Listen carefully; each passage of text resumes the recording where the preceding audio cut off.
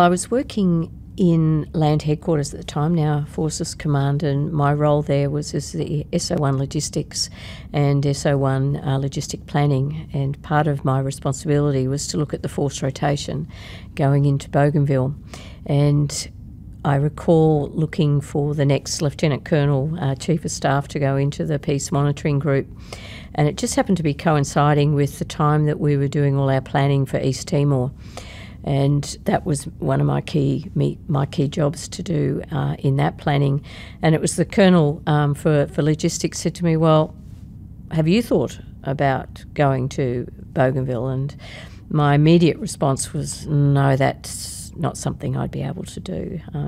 I had been serving 20 years at that time. And he said, no, I think you should we're going to put you forward to go as the Chief of Staff, and we put other couple of names forward as well.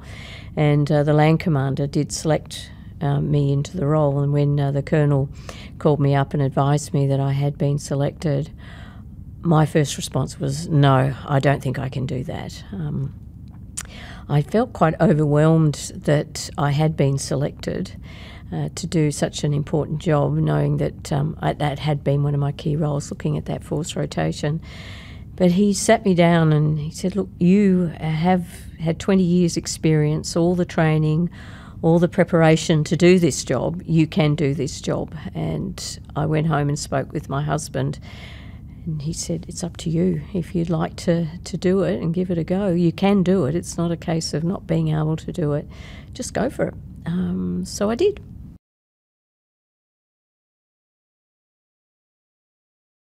I do often talk about the imposter syndrome, and it's not just gender specific either, which is quite interesting when you talk to people, that they do have a sense that they aren't the best person for a role. And that was certainly how I felt, and I thought I would let people down if I did take up that position. And I was also felt that I was taking a role that others might be better suited to. But you're right. I mean, all the training, 20 years of doing all of that preparation, that's one thing about the Army that I am so proud of in our whole of Australian Defence Force. They prepare you. They will never send you somewhere that you are not prepared to go, and they will make sure that you have got all the skills that you need, and you just need to have the courage. And I often talk about that courage to step outside of your comfort zone and say, yes, I can do this. And then you go through all the force preparation that you do, which once again prepares you even more for the particular deployment that you're going on. And our Australian Defence Force is world class in its training and its preparation of its forces to face any challenge and any deployment.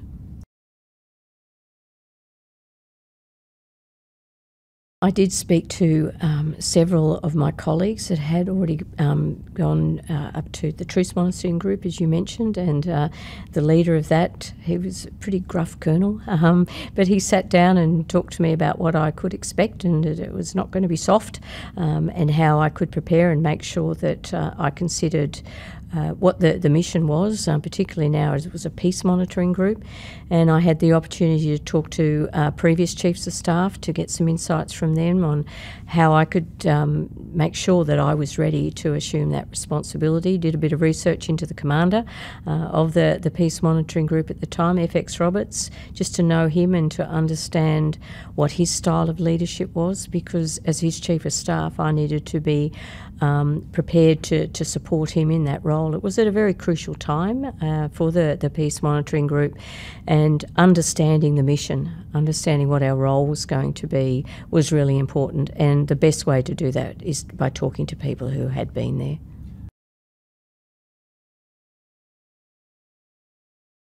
I remember when the Herc landed in Bougainville, and just getting off the aircraft and being met by my predecessor, and the commander had come out to the aircraft to meet us.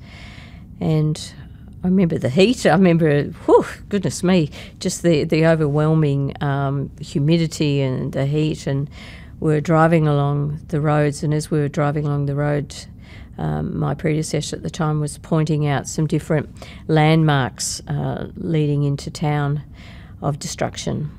And I had recalled as a child, being an army brat with my father serving, one of his friends had actually worked in the copper mines up in Bougainville, and they were pointing out the old country club and the yacht club, and how they used to be thriving with expats. You know, people used to live, and it was a tropical paradise, Bougainville.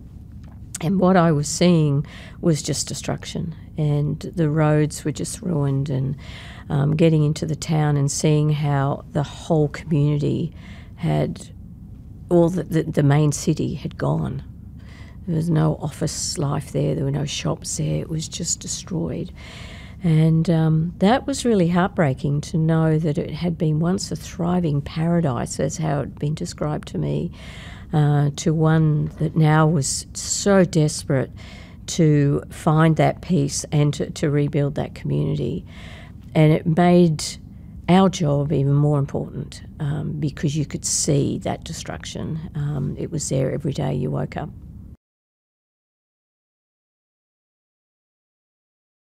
We worked as a team, and all the representative nations there, we all came together.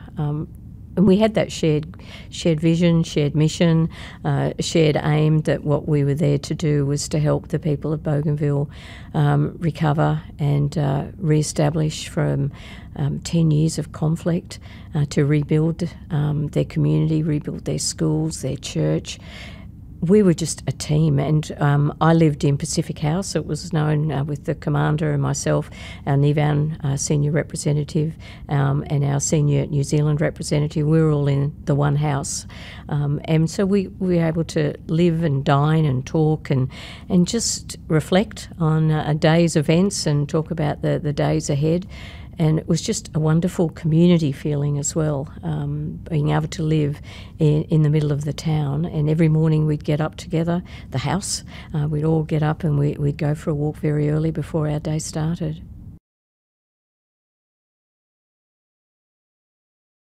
I certainly learnt so much, and just our defence forces, that we share the same values, and we share the same will to make life better for others and to assist them in a humanitarian way. I mean, a lot of people forget that when you're in the military, you're not there to fight a war, you're there to find peace. And when you're contributing to a humanitarian operation such as that, and starting to know the local community and the individuals in those communities together, it does create a bond, and you learn about each other's countries. And being able to cook of an evening, we had rosters on who was going to cook the evening meal, and our Nivan colleague, I mean, he wasn't the best cook, but he'd sort of muck in with us in the kitchen, and it was just a wonderful feeling of closeness and connection.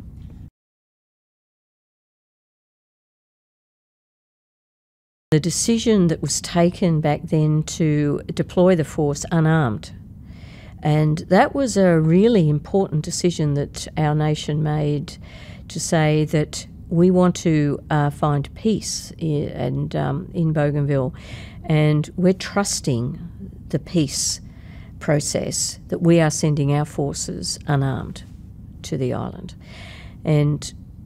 But what that also required of our force is that situational awareness, because you are unarmed. And you therefore had to have a greater connection in the way you approached it, knowing what was happening and being aware and being alive to any risks. And the commander would certainly rely on his chief of staff, myself in this case, to every day when we had our ops briefing to get reports from our different team sites across the island to know what was happening, where there were risks. And we were certainly very focused on risks around New Year's Eve. There was a little sense of unrest on the island that the year 2000, you might remember Y2K, there was a lot of planning here in Australia as well, but over there some in the community felt that that was the end of the world. So there was a little bit of a groundswell that was occurring leading up to New Year's Eve, and just being aware of that and communicating with the community and communicating with the factions, which our commander did really well. And he was always talking to them to make sure we always had awareness of what was happening on the island.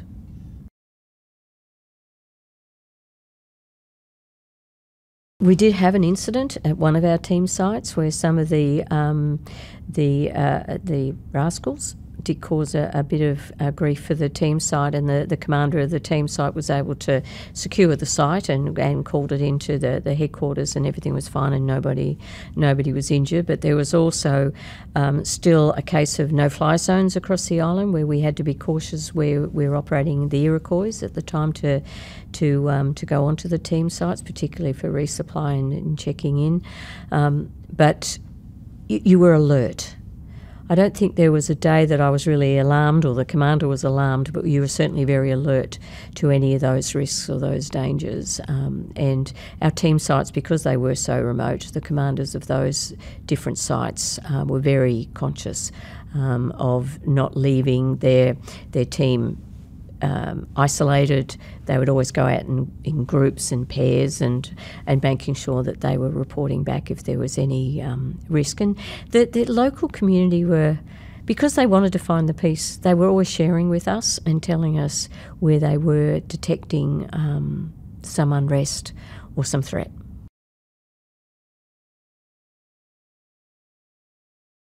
I always felt that we were held in high regard. We went to church every Sunday morning.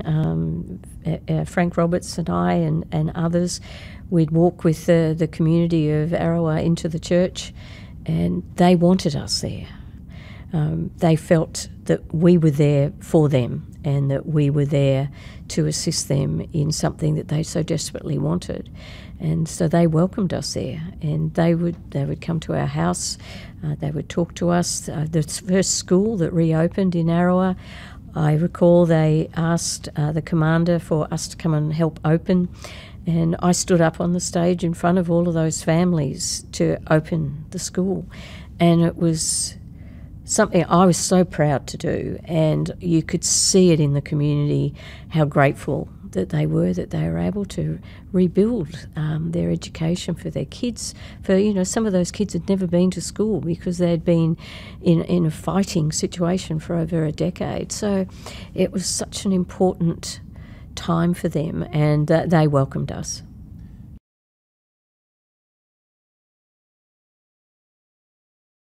I am a Christian myself, so to be able to go to their church and participate in their worship was something I was very privileged to do, and they welcomed us into their church. And to be able to sing with them and join in with them, it was something I wanted to do, and it was something that they valued, that we were doing it. And I know Frank Roberts, he and I, we just loved going to the church on a Sunday morning, because there'd be a procession along the streets to go into church, and then there'd be this huge procession coming out where it was all about the community reconnecting. Then you'd go to the markets, the outdoor markets, and buy the food and talk to the community. It was such a day of not only worship but also that community connection.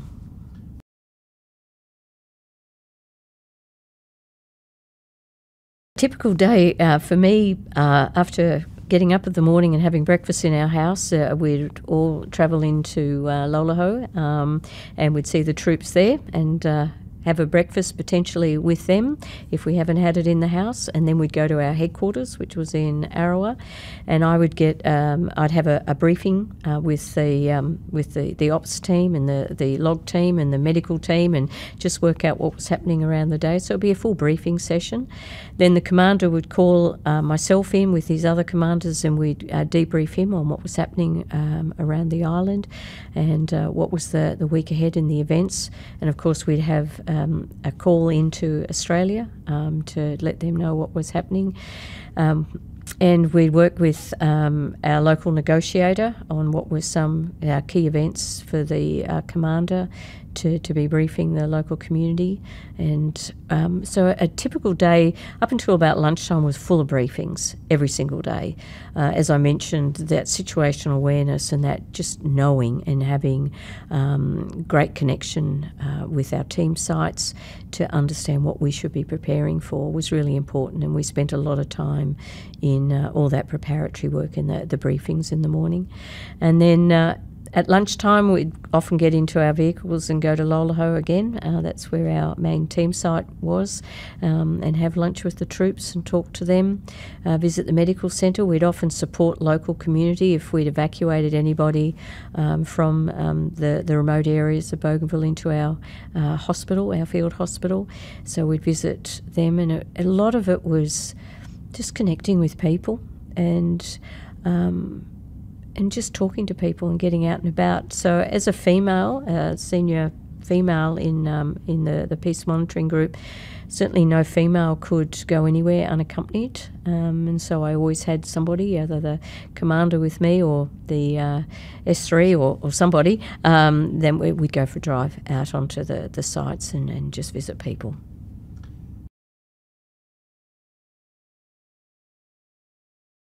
I often think about the times where the commander in his role was very powerful. He was the boss man, and he was very, very strong, and he had a presence about him that connected with the community. But as a female, mostly being a matriarchal society in Bougainville, they were the boss. And they used to like just to stand and talk to me. We never sat and talked. And I've always reflected on that. It was quite interesting. The boys would sit.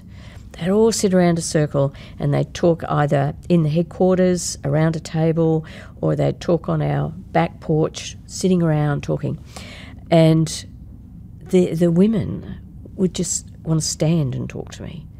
And we would talk for ages. And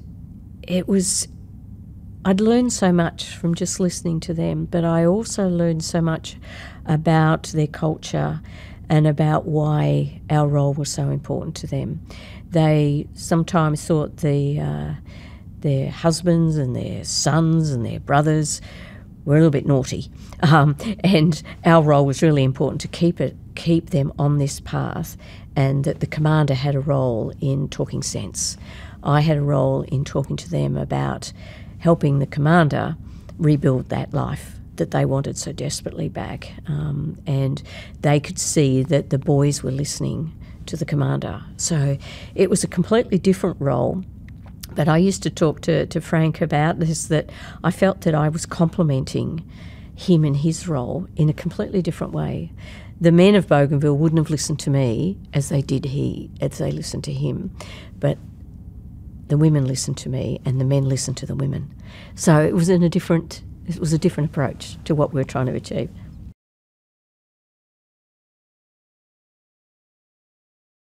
It was Christmas Day of 1999 where the officers, of course, served the troops, and all the troops were sitting in Lolaho, and those that could come in from the team sites were there as well. And I'm just looking around the tables, and I'd say, about a third. And a lot of them played some key roles, particularly in the headquarters, in the planning area, and when I'd have my briefing sessions every morning, there was a good mix of male and female. But our medical team were just wonderful. And we had female doctors and nurses, and certainly in the logistics area. Women play a really important role, and just understanding that we are different, but also a huge contributor in a different way. Certainly, as I mentioned, my role with the commander, complementing the commander, but also being able to influence as the commander couldn't influence.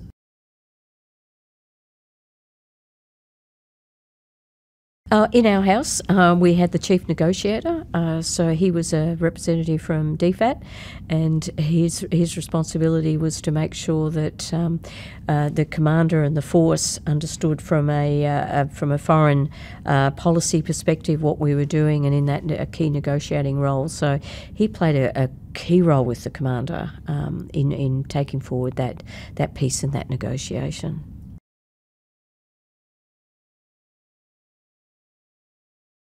They were seeking autonomy. They were seeking to create their independence, and that was really important to them. They were fighting for that. They were fighting for what they believed to be their freedom, and they saw that was their driving force, not only in the whole of the conflict that they'd experienced in Bougainville, but that was their vision, to actually get some form of autonomy from the broader government of PNG. And they had strong leadership, really strong leadership in taking that vision forward. And I've always remember the High Commissioner, Australia's High Commissioner to PNG, coming to the island many times, which was Nick Warner.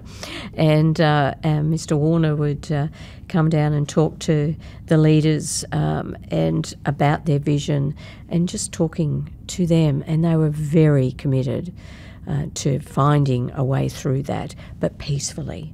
And you could see that leadership in that community and in those that wanted to take that autonomy forward.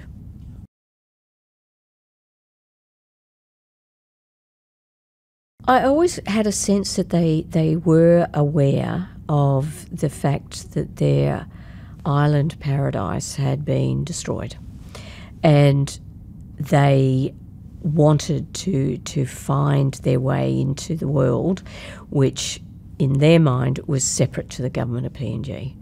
And they blamed a lot of the past and history on the way that their island had been damaged. I always felt that they wanted to be part of a solution, though, even in the remote communities. When we'd fly in and we'd land on the fields and we'd go to our team site, we'd always be welcomed, and the local communities would just want to come and talk. You know, they're just wonderful people who are trying to find their way back into what they loved about their island paradise of Bougainville, because it is such a magnificent island, and it has so much richness. They wouldn't have gone into Arrow and seen the damage potentially, but they knew it existed, and they knew of the dangers still, where, as I mentioned, the no-fly zones over the mines, they were certainly aware of that.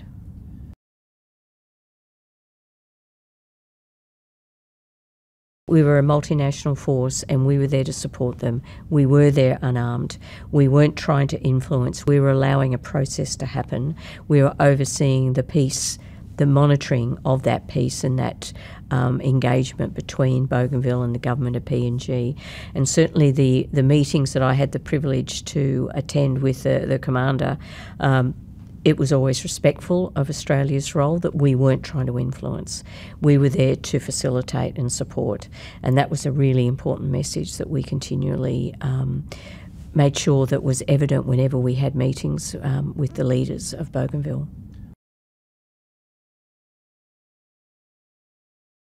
Having a trust in the community that we relied on them as well as they relied on us, because we relied on them to ensure that we were safe. I mean, we had gone there trusting them and wanting to help them, and not influence, not try and take control, not come in armed to say, look at us, we're the good people who are going to protect this island. That wasn't our job. And they respected us for that, and they respected the fact that we were completely unarmed.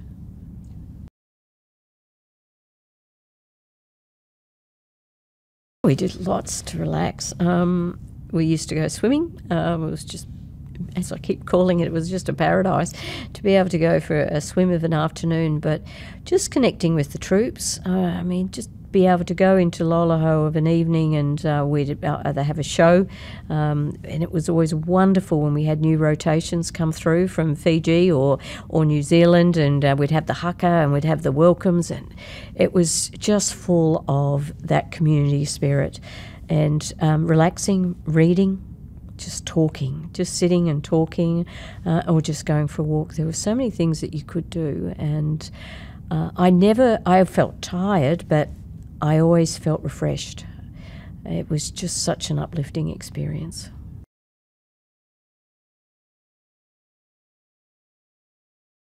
Wasn't the era of the mobile phones, so it wasn't often. We did have satellite comms that we could tap into, but that was very costly. And so once a week, I remember we'd all take it in turns to have a call home. Home could call us or we would call them.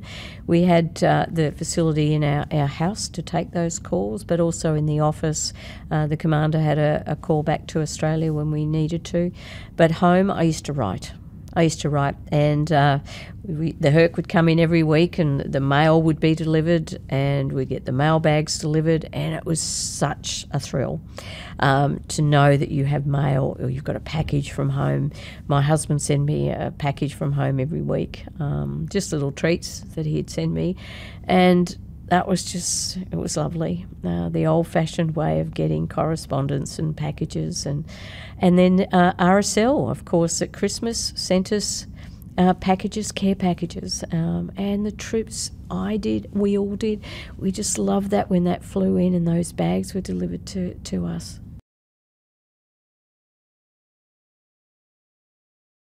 Before I went to Bougainville, that's when we had deployed into East Timor, and I didn't think I would ever go to East Timor, and I never did. And the planning for East Timor was my role in Land Command at the time.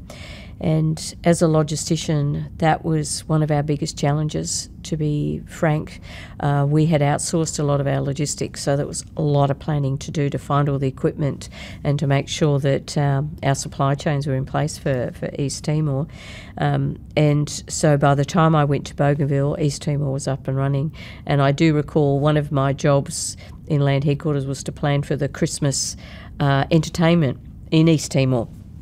And we were planning for the entertainment for Bougainville and planning for the entertainment in East Timor. And of course everyone wanted to go to East Timor. But we were lucky. We had the RMC band that came to Bougainville for our Christmas lunch and entertainment, and that was so special.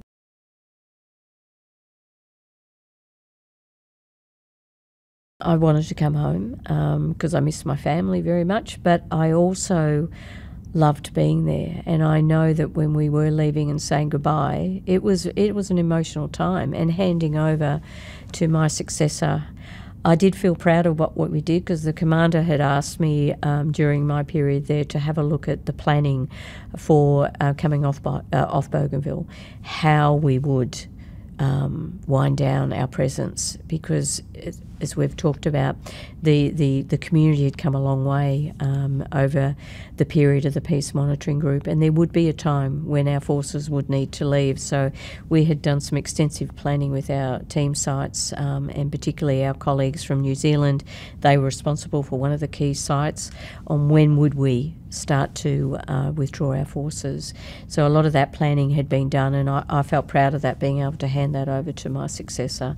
But just saying goodbye to those that we'd built connections with. But I knew that we were leaving it in good hands. New commander, new chief of staff, and new team site leaders, and we'd been able to stagger that over that period. So, and I'm proud of where they are today.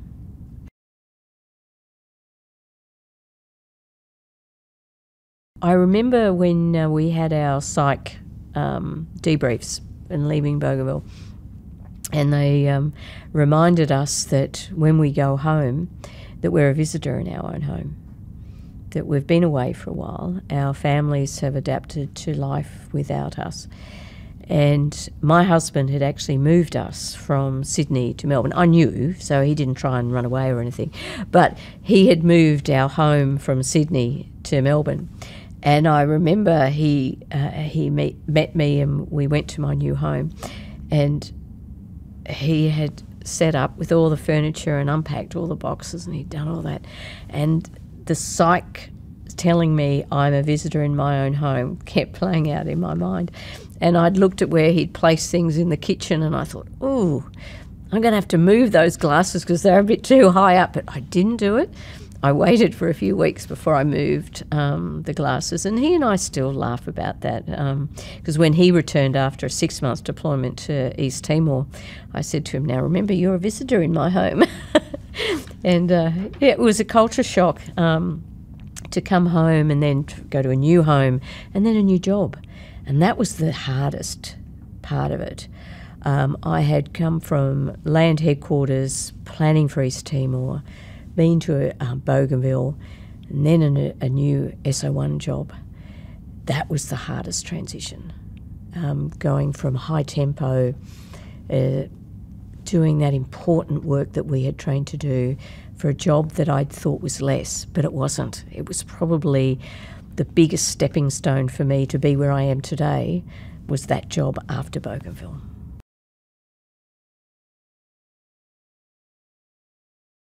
I was told, thank you for your deployment. You are never going to be promoted above the rank of Lieutenant Colonel, and here's your job in Melbourne. And I was devastated.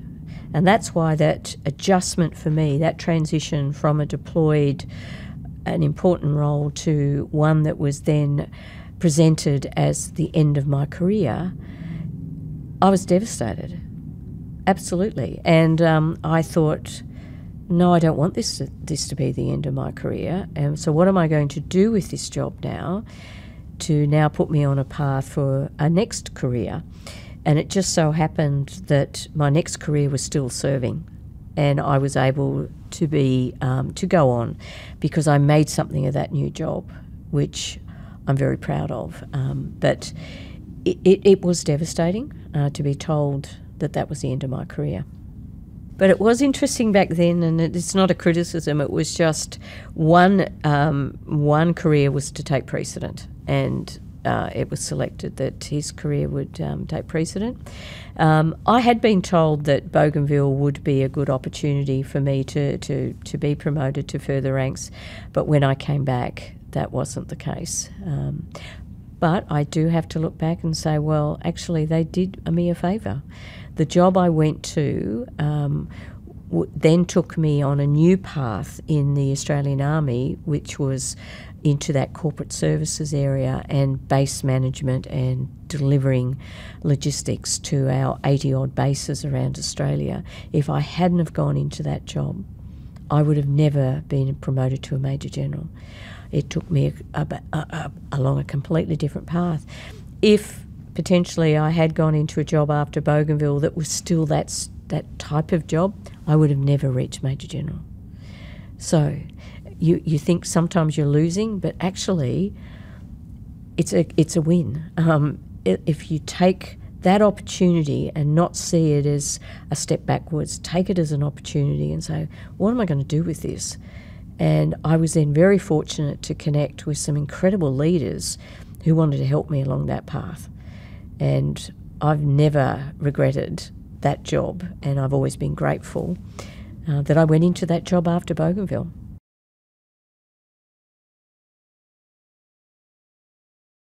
When you receive that letter from the Governor General saying you've been nominated and will you accept this honour, and you write back and you say, yes, I was so overwhelmed and so proud. And I recall, of course, you're not allowed to tell anybody that you're about to receive that honour, and of course I did tell my husband. And I said to my husband, it's going to be Australia Day in 2001.